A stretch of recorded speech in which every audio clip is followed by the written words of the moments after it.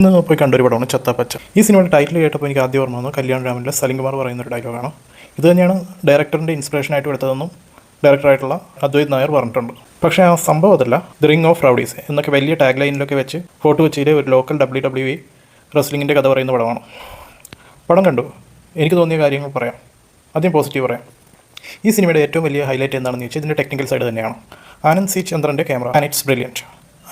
ആ റെസ്ലിംഗ് സീനൊക്കെ വിഷ്വലി നല്ല രീതിയിൽ ട്രീറ്റ് ചെയ്തിട്ടുണ്ട്. ഒരു ഇൻ്റർനാഷണൽ ക്വാളിറ്റിയിൽ അവർ കൊണ്ടുവരാൻ അവരുടെ ഒരു ശ്രമം നടന്നിട്ടുണ്ട്. അതിനായിട്ട് തന്നെ പല WWE മൂവ്സൊക്കെ കറക്റ്റായിട്ട് തന്നെ വന്നിട്ടുണ്ട്. ഫോർ എക്സാമ്പിൾ റെയ് മിസ്റ്റീരിയോയുടെ 619, RKO, HBK, അങ്ങനെ പല പല സംഭവങ്ങളും, ചോക്ക് സ്ലാം, അതുപോലുള്ള കുറേ മൂവ്സൊക്കെ കൊണ്ടുവന്നിട്ടുണ്ട് അവർ. റെസ്ലിങ്ങിൻ്റെ ഒരു റെഫറൻസ് വെച്ച് തന്നെയാണ് പടം കൊണ്ടുപോയിരിക്കുന്നത്. പിന്നെ ശങ്കർ ഇഷാൻ ലോയ് ടീമിൻ്റെ മ്യൂസിക് അവരുടെ ഒരു ചെയ്തിട്ടുണ്ട്. മലയാളത്തിൽ ആദ്യമായിട്ടാണ് അവർ വരുന്നത്. അതിൻ്റെ ഫ്രഷ്നെസ് ഫീൽ ചെയ്യുന്നുണ്ട്. BGM ഒക്കെ ആക്ഷൻ സീനുകളിൽ നല്ല പഞ്ച് തരുന്നുണ്ട്.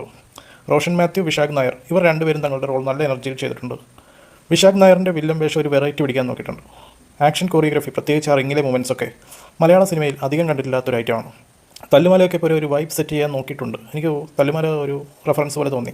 ഇനി നെഗറ്റീവ്സ് പറയാം, അല്ലെങ്കിൽ പടത്തിൻ്റെ പണി കിട്ടിയ ഭാഗങ്ങൾ പറയാം. പ്രധാന പ്രശ്നം ഇതിൻ്റെ സ്ക്രിപ്റ്റാണ്. സ്ക്രിപ്റ്റ് എന്ന് പറഞ്ഞാൽ ഇതിൽ സ്ക്രിപ്റ്റ് ഉണ്ടോ എന്ന് ചോദിച്ചാലുണ്ട്, പക്ഷേ അതിൽ കാമ്പില്ല. സനൂപ് തൈക്കുട എഴുതിയ തിരക്കഥയിൽ കഥാപാത്രങ്ങൾ തമ്മിലുള്ള ഇമോഷണൽ കണക്ഷൻ എവിടെയോ മിസ്സാവുന്നുണ്ട്. സഹോദരങ്ങൾ തമ്മിലുള്ള കോൺഫ്ലിക്റ്റ്, ഡ്രാമ ഒക്കെ വളരെ അത്ര സുഖമായിട്ട് തോന്നിയിട്ടില്ല. എന്തോ ഒരു ആർട്ടിഫിഷ്യാലിറ്റി ഉണ്ട് അവിടെ. ആഴമില്ലാത്ത എഴുത്ത് കാണുമ്പോൾ ഓഹോ അതാണ് കാര്യം എന്ന് നമുക്ക് തോന്നും, പക്ഷേ ഉള്ളിൽ അതിനൊരു ഇമ്പാക്റ്റ് ഉണ്ടാക്കാൻ പറ്റില്ല. ജസ്റ്റ് ഒരു കാര്യം എന്താണെന്ന് മാത്രം പറഞ്ഞു പോകുന്നു. അർജുൻ അശോകൻ പുള്ളി സ്ഥിരം ചെയ്യുന്ന പരിപാടി തന്നെ ഇതിലും റിപ്പീറ്റ് ചെയ്യുന്നുണ്ട്. വലിയ പുതുമയൊന്നും തോന്നിയില്ല. പിന്നെ പടത്തിൻ്റെ സെക്കൻഡ് ഹാഫ്, ഫസ്റ്റ് ഹാഫിൽ ഉണ്ടായിരുന്ന ആ ഒരു ആവേശം സെക്കൻഡ് ഹാഫിലേക്ക് എത്തുമ്പോൾ അങ്ങ് പോയി. അവിടെ സ്ക്രിപ്റ്റ് വല്ലാതെ ലാഗ് അടിപ്പിക്കുന്നുണ്ട്. പിന്നെ മമ്മൂക്കയുടെ ക്യാമിയോ, വാൾട്ടർ, ഹൈപ്പ് കൊടുത്ത് വെച്ച് നോക്കുമ്പോൾ അതൊരു ഫാൻ സർവീസ് ഐറ്റം മാത്രമായി ഒതുങ്ങിപ്പോയോ എന്നൊരു സംശയമുണ്ട്.